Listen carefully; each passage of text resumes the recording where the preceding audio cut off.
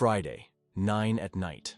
The silence in the residential Villaggio condo only deepens the feeling of relief I get when I walk through the door after an exhausting week at the university. I drop my folder of ungraded exams on the dining table and head straight to my personal hideaway, the private leisure area at the back of the house. The automatic lights of the indoor pool come on as soon as I enter, creating a bluish reflection that dances on the glass ceiling. The investment I made in smart home automation last month paid off. Now everything works with a tap on my phone, from the lights to the water temperature, always at the perfect 28 degrees. I cast a glance at the discrete cameras installed in strategic corners. The technician assured me that the smart system would catch any suspicious movements and store everything in the cloud in HD quality, a precaution that might have seemed over the top for a high-end condo like Villaggio. But the realtor insisted on it after some minor incidents with nosy neighbors. Subscribe to the channel and give a like if you want more stories like this. The life of a university literature professor is taking more from me than I'd like to admit. Third-year students have no idea how predictable their takes on Hemingway really are. Still, I keep my promise to look over every paper carefully. After my divorce 3 years ago, I learned to find a balance between academic life and moments of calm. Friday night became sacred. A whiskey, perfectly tempered water, and the quiet I need to sort my thoughts out. My department colleagues say I'm excessively methodical, but that trait has saved me in many critical moments. Documenting important conversations, keeping receipts, and recording verbal agreements have become second nature. Behaviors I picked up after my ex-wife tried to twist our story during the separation process. The sound of high heels on the wooden deck breaks my train of thought. Amanda Baker shows up by the pool, a glass of wine in hand, and an irritated look on her face. The president of the condo board, known for her endless Friday happy hours, apparently decided to extend the party onto my property. "Professor, we need to talk about your constant complaints," she declares, her tone oozing the authority of a marketing director gone overboard. Since her election to the board, Amanda has turned condo rules into personal weapons.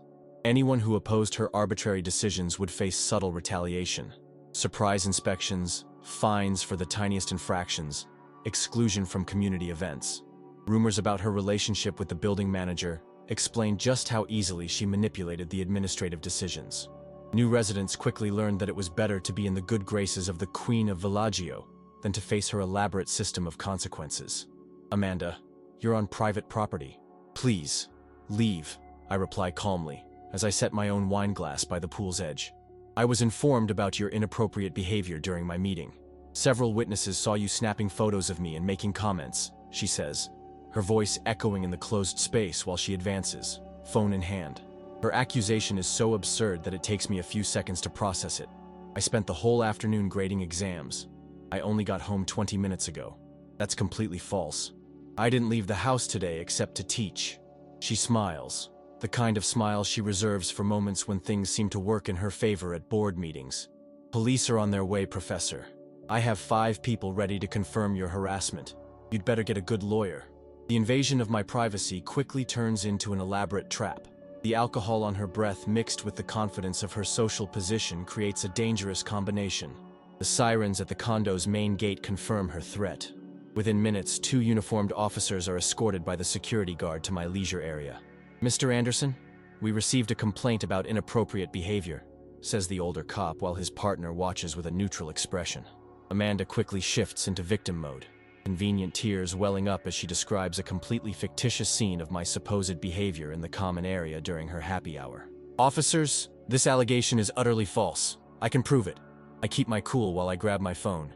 "I set up security cameras 3 weeks ago. The whole system is connected to the cloud and records precise timestamps." Amanda's look changes instantly. The security app shows not only that I got home 20 minutes earlier, but also indicates her unauthorized entry onto my property.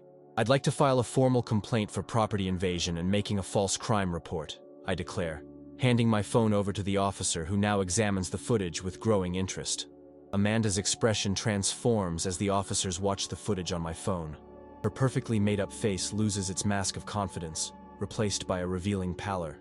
She tries to regain control, gesticulating wildly. "This doesn't prove anything. He could have edited the videos before you got here." The more experienced officer raises an eyebrow. "Ma'am, the system shows date and time records, including metadata from continuous recording. Besides, the videos are stored on a secure cloud server, not just on your local device." Amanda turns to me, her eyes now blazing. "You planned this, didn't you? Recording everything like some kind of paranoid." "Ms. Baker," interjects the second officer, "we need you to come with us to the station to explain things. We're dealing with a case of false reporting and property invasion." I watch in silence as the officers lead her out. She keeps protesting, now mentioning her board position and her influential contacts in the city. Threats under her breath echo across the pool deck. "This isn't over, Anderson. You have no idea who you're messing with." When silence finally returns, I realize my night of relaxation is completely ruined. I close the security app, but not before saving a copy of the video in a separate folder. Years as a professor taught me that proper documentation always makes a difference. The next morning, while I'm making coffee, the phone rings. It's Benjamin Walker, a corporate lawyer who sometimes takes part in board meetings. His voice is calculatedly cordial. "Professor Anderson, I'm calling to discuss last night's incident. Miss Baker is deeply sorry for the misunderstanding and would like to propose an amicable solution." "Misunderstanding?" I repeat, my anger rising. "She invaded my property and falsely criminally accused me." "I understand your frustration," Walker continues, his tone softening. "But we all make mistakes. Ms. Baker is willing to drop any charges, and in exchange, she'd like your discretion about what happened and for you to withdraw your complaint." The proposal is pretty clear in its intention: to silence the incident and protect Amanda's reputation. I take a deep breath before replying. "Mr. Walker, I appreciate the call, but this isn't just a misunderstanding. It was a deliberate attempt to ruin my professional reputation. I intend to pursue all appropriate legal measures." Walker's tone immediately shifts. "Considering your position in the condo, Professor, it might be wise to reconsider. The board has extensive regulatory powers that could make your life here rather challenging." The veiled threat does not go unnoticed. "Are you telling me the board will be used as a tool for personal retaliation?" "I'm just suggesting that all residents should prioritize community harmony," Walker replies, leaving his true meaning hanging between us. After hanging up, I receive a notification from the condo's security system. "Emergency technical inspection in all units, authorized by the board." The escalation is rapid and predictable. Later that day, I find a formal notice slipped under my door. Notice of possible construction regulation violations. Indoor pool not approved as per the original plans. The message is clear. Amanda is using her position to launch an institutional harassment campaign. My pool was approved 2 years ago, with all the paperwork on file. This is just the first of many moves to come. On Monday, returning from the university, I find my parking access blocked. The attendant explains sheepishly, "The board's orders, Professor. Your registration has been temporarily suspended for administrative review." Pressure mounts when, on Wednesday, I receive a formal letter from the board listing 7 so-called violations, each more absurd than the last. The final one mentions disturbing community peace by making unfounded complaints against members of the administration. That night, I get an email from Christopher Mitchell, the condo's legal consultant for over 20 years. His message is surprisingly blunt. "Professor Anderson, I'd like to talk about the current situation. Not all of the board's actions have my support." At a cafe near the university, Mitchell turns out to be more frank than I expected. "What's happening is a clear abuse of power. Amanda is using the board as an extension of her personal vengeance. I've seen this before, but never as brazenly." "Why are you telling me this?" I ask, still suspicious. "Because 3 other residents left in the last 2 years after conflicts with her. Good people who just gave up fighting. And because I have documentation that proves she's been violating the board's regular procedures." Mitchell's revelation confirms what I'd already suspected. I'm not the first target. Amanda has built an institutional intimidation system, using the condo's own rules as a weapon. "The board has scheduled an extraordinary assembly for Friday," Mitchell continues. "The only item on the agenda is discussing disciplinary measures against residents who harm community harmony. It's not hard to guess who the target is." The escalation reaches a new level when, on Thursday, I receive a subpoena to attend the meeting, now accompanied by a proposal for an administrative fine equal to 3 months' fees for defamatory behavior and the misuse of surveillance systems. The tension intensifies the next morning when several neighbors, people I rarely talked to before, approach me in the parking lot with worried looks. They all share the same message. Amanda is building a coalition to force me to sell my apartment. The extraordinary assembly is scheduled for 7 p.m. in the condo's main hall. I arrive half an hour early, lugging my laptop and a small projector. The smart security system I installed turned out to be more valuable than I'd initially realized. not only because of the high-definition cameras, but also because it integrates all the digital protection features. While setting up the equipment, I review the evidence neatly organized in meticulously categorized folders. Besides the video of Amanda's intrusion, I have audio recordings of all the recent phone calls, including Walker's veiled threats. The security app automatically logs calls and stores them in the cloud with encrypted timestamps that verify their authenticity. The residents start arriving, hanging in small groups and whispering as they watch me. Amanda walks in, accompanied by Walker and 3 more board members. She ignores my presence, but I catch her nervous glance toward the projector. "Professor, audio-visual equipment hasn't been authorized for this meeting," declares the building manager, clearly following preset instructions. Christopher Mitchell intervenes. "According to the internal regulations, any resident has the right to use audiovisual resources for their defense in administrative proceedings. Article 17, paragraph 3. His unexpected defense triggers murmurs in the room. While the debate over my right to present continues, I discreetly connect my phone to the hall's sound system, another feature of the integrated app that lets me control compatible devices on the network. Amanda takes the microphone and begins her carefully rehearsed speech. "Dear neighbors, we're gathered here to address a serious issue of community living. Professor Anderson has shown behavior that doesn't align with our community values, including installing invasive surveillance systems, making unfounded accusations against the administration, and, at that moment, I activate the system. The screens in the hall, usually reserved for board presentations, simultaneously display the video of Amanda's intrusion into my property, synced with the amplified audio. Amanda's clear voice fills the room. "The police are on their way, Professor. I have 5 people who can confirm your harassment." The silence is immediate. I then activate the second part of my presentation, the conversation with Walker, where he clearly threatens to use the board as a tool for retaliation. "What you're seeing," I calmly explain as I take back the microphone, "is an example of how technology can be used to document the truth. Every file includes verifiable metadata stored on secure servers with a digital chain of custody." The residents' gazes alternate between the evidence on the screen and Amanda's now pale face. I continue, now showing the complete timeline of events on the security app, including those unfounded notifications and the arbitrary suspension of my access. The technology Amanda called an invasive surveillance system is really just a standard residential security setup, approved by the board last year as a recommendation for everyone. Mitchell stands up and shares his screen through the system, displaying the internal documents that confirm my statement. The board not only approved it, but they also negotiated corporate discounts with the provider. The digital evidence speaks for itself, while the app's facial recognition algorithm identifies Amanda in the recordings, marking the exact times and comparing them with the contradictory times she gave to the police. Walker tries to chime in. "These recordings were obtained without consent and constitute a violation of privacy." Mitchell quickly replies, "The internal regulation, updated by Ms. Baker herself last year, clearly states that private areas can be monitored by the owners, and that intruders forfeit any expectation of privacy." The power of the digital documentation shines through as I finally display a report generated by the system showing condo access statistics. Amanda had used her key card to enter the building just 10 minutes before she appeared at my pool, completely contradicting her claim that she'd been at a continuous meeting in the common area since 5 p.m. The residents watch in absolute silence as I finish my presentation. The digital evidence is undeniable, every element carefully documented and technically validated. Amanda remains seated, her face a rigid mask of indignation barely hiding growing panic. "I'm not here to accuse anyone," I say, keeping my tone measured. "I'm here to defend myself against baseless accusations and show a pattern of behavior that affects not only me, but all of our community." A resident from the 4th floor, who rarely speaks at these meetings, raises her hand.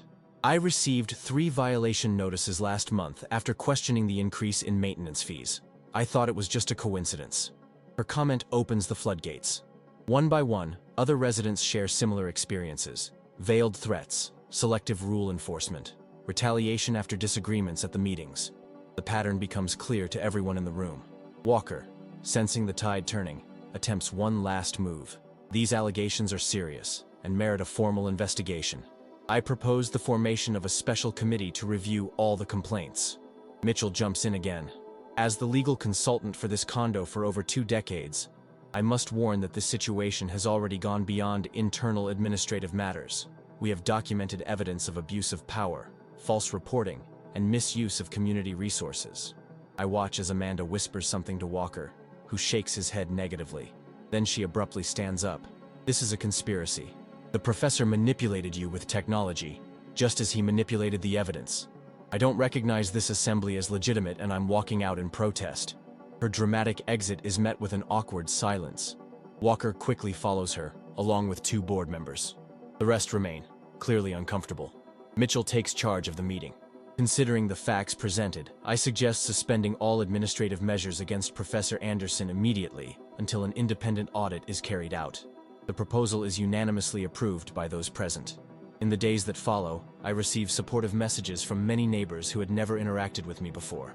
The collective embarrassment for having let things get so far is palpable. A week later, I'm invited to an extraordinary board meeting, now chaired on an interim basis by Mitchell. Amanda has submitted her formal resignation, citing professional commitments that demand her full attention. The preliminary audit found several irregularities, Mitchell explains. Misuse of condo funds for personal expenses, manipulation of meeting minutes, systematic intimidation of staff. We're considering all appropriate legal measures. The formal resolution of the conflict comes in the form of an official document.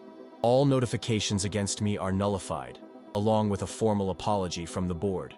More importantly, a complete revision of the internal regulations is proposed to implement checks that prevent future abuses. 2 weeks later, I watch from my balcony as a moving truck parks in front of the building. Amanda's belongings are being loaded up under the supervision of an assistant. She doesn't even show up, having hired a company to handle her exit. Rumors spread that she accepted an executive position in another city, a convenient exit given the growing scrutiny. Her apartment was quickly sold, below market value, to a couple of retired doctors who seemed relieved to have scored a good deal. Subscribe to the channel and give a like if you want more stories like this. 6 months have passed since that night at the pool. The new board, elected in a transparent process with record resident participation, has implemented significant changes in the condo's governance. Clear rules about the use of cameras and security systems have been set up, ensuring both privacy and protection for everyone. On a Saturday afternoon, while I'm organizing books on my shelf, I get an unexpected visit. It's Mitchell, carrying a folder. "I thought you'd like to know," he says, handing me some documents. Amanda is suing the developer of her previous condo, alleging harassment by the neighbors. Apparently, this is a recurring pattern. I look over the documents, recognizing the strategy, creating victim narratives to justify abusive behavior. "She's found another place to try to control things," I comment. "Yes, but this time there's documented precedent." I reached out to the manager there as a professional courtesy. I can't help but notice the irony.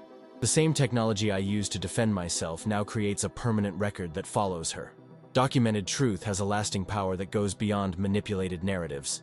At that night's community meeting, I share my experience as part of a panel on ethical condo governance. My message is simple. Transparency isn't just an administrative practice, it's a tool for collective protection. When we document the truth, we build barriers against abuse. A newly arrived resident raises her hand. "How can we ensure that security systems don't become tools for excessive surveillance?" "Great question," I reply. "The balance lies in having clear boundaries and a defined purpose. My camera didn't protect me by being on, but by documenting a truth that couldn't be twisted. Technology itself is neutral. The important part is how and why we use it," the new board president adds. "We've implemented a digital transparency policy. Any resident can request a review of recordings that involve them, and there's a rotating committee to oversee the use of evidence in disputes." By the end of the meeting, I watch groups of residents chatting animatedly, planning community events and discussing upgrades to the common areas. The vibe is noticeably different. Collaborative instead of combative, inclusive instead of hierarchical. Back in my apartment, I gaze at the pool illuminated by the automated system. The space that once hosted invasions and false accusations is once again my sanctuary. The cameras remain, discreet yet present, not as symbols of paranoia, but as guarantors of an objective truth. On the table, my students' papers await grading. An essay on power and responsibility in contemporary literature catches my eye. I smile, thinking about how personal experience often gives us the best lessons on the subjects we teach. The doorbell rings. It's 2 neighbors from the adjacent building inviting me to a small community get-together. "We're rotating houses every 2 weeks," they explain. "An informal space to really get to know each other." I accept the invitation with genuine interest. The most significant transformation wasn't just Amanda leaving or the rule changes. It was the rebuilding of the community fabric. Where there was once fear and isolation, now there is dialogue and mutual respect. Closing the door behind me, I cast one last look at the security app on my phone. The cameras are still on, not out of fear, but out of caution. The most valuable lesson from this experience wasn't about technology or condo rules, but about the importance of documented truth as the foundation of justice. The strategic resistance against the abuse of power isn't about direct confrontation, but about meticulous preparation and accurately exposing reality. When we let the facts speak for themselves, we build a shield no manipulated narrative can break. Subscribe to the channel and give a like if you want more stories like this.